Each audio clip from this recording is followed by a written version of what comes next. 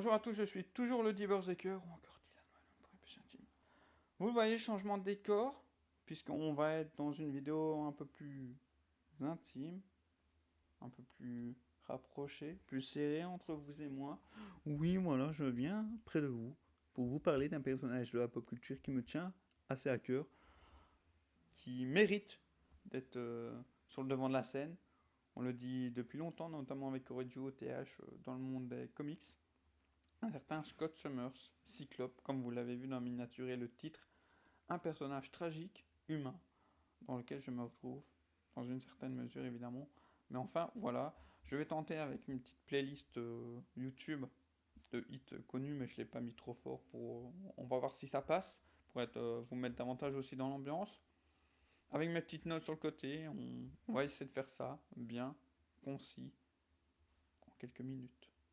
Bienvenue dans le Valhalla numéro 2, puisqu'on avait fait justement une tentative avec OTH, que je remercie, et le comptoir d'ici sur Akira Toriyama, qui nous avait quittés il y a quelques mois, feu à lui, qui repose en paix, donc créateur d'un petit animé sur le roi singe, notamment, voilà, conte chinois, qui revient sur le devant de la scène aussi davantage ces derniers temps. Et n'oubliez pas le petit like si vous aimez ce genre de vidéo, de vous abonner si ça n'est pas encore fait. Oui, parce que certains d'entre vous ne le sont pas encore. Et de mettre votre petite avis dans l'espace commentaire. Alors je vais essayer de pas m'ambiancer sur la musique évidemment. De Kavinsky, ici. Cyclope est un personnage qui me touche profondément. Comme vous l'avez peut-être compris, dans l'univers des X-Men, il est souvent vu comme le leader rigide. Mais pour moi, il représente beaucoup plus.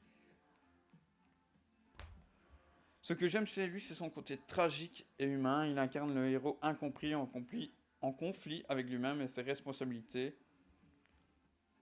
Pourquoi je l'aime davantage? Je me retrouve dans ses luttes personnelles, son besoin constant de bien faire malgré le fait qu'il soit souvent critiqué et incompris, notamment dans ses relations. Dès les années 60, j'aurais pu aller chercher le comics, hein, dans les anthologies, vous pouvez découvrir ça, que je suis l'un des rares apparemment dans le YouTube game francophone à lire, ou en tout cas avoir tenté de lire durant cette période-là, là où trois quarts passent out et vont à Claremont, parce que Claremont plus connu, renouveau des X-Men, Wolverine, Storm, etc. Ici, donc, comme je voulais vous l'introduire, dans les années 60, comme Spider-Man d'une certaine manière, il va devoir faire face à cette fameuse phrase de grand pouvoir implique de grandes responsabilités, puisque lui ici, à contrario de Spidey, va devoir devenir leader, très jeune donc, et à l'inverse, une nouvelle fois du fameux personnage new-yorkais, il n'a jamais eu la même reconnaissance. Sa dualité, pouvoir, émotion, entre autres. Cyclope, Scott Summers, est un personnage constamment en tension, ses pouvoirs qu'il ne peut jamais vraiment contrôler, symbolise ses émotions refoulées, en tout cas qu'il est difficile à contrôler. Derrière ses lunettes de quartz rubis se cache un homme déchiré entre son devoir de leader et ses désirs personnels. Ses décisions sont souvent des sacrifices et cela rend sa lutte encore plus touchante. Ses relations amoureuses, parlons-en, en particulier avec Jean Grey et Emma Frost, la Reine Blanche, celle-ci reflète cette complexité. Il aime profondément, mais perd souvent ce qui lui est cher. Cette solitude et cette incompréhension dans ses relations le rendent encore plus humain. En tant que leader des X-Men, Cyclope n'a jamais cessé d'être remis en question. Son leadership est souvent contesté par des figures comme Wolverine ou Storm, mais il reste celui qui porte le poids de l'équipe. Ce rôle de chef qu'il n'a jamais choisi devient un fardeau permanent. Ce que j'admire chez lui, c'est qu'il n'est pas un leader parfait, mais il est toujours celui vers qui on se tourne en temps de crise, ce qui n'est pas mon cas. Non, voilà, on peut marquer une différence.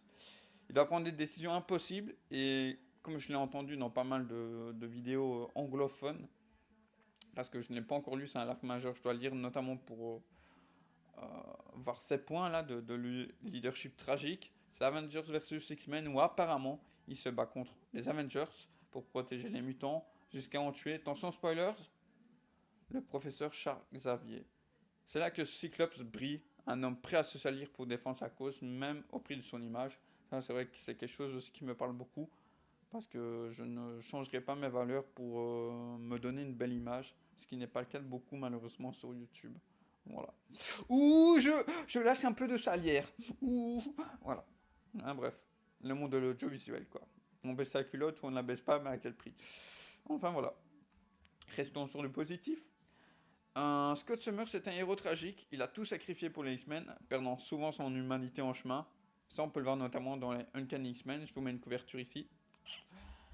Que ce soit en tant que leader ou amant, il est toujours dans une lutte interne, cela fait de lui un personnage extrêmement riche, car il n'est pas simplement un héros, vous l'avez peut-être saisi depuis le début de cette vidéo, mais un homme qui doit constamment concilier le poids de ses responsabilités avec ses besoins personnels, ce qui peut faire que je peux comprendre que là où moi je suis Team Scott comme beaucoup de gens, eh ben, que certains le soient pour Spider-Man.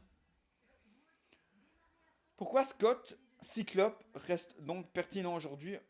Aujourd'hui donc encore, Cyclope reste un personnage polarisant, il n'est pas le plus populaire, mais c'est pour cela qu'il me parle aussi, autant d'une certaine manière.